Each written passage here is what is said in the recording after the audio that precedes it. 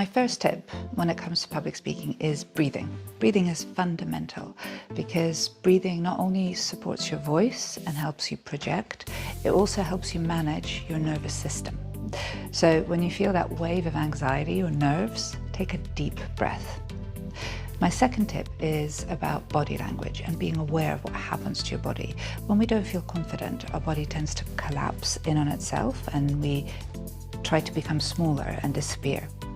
When you feel that happening, straighten out your back and your shoulders, because not only will you project confidence, but you'll also feel more confident. And then my final tip is always focus on an objective.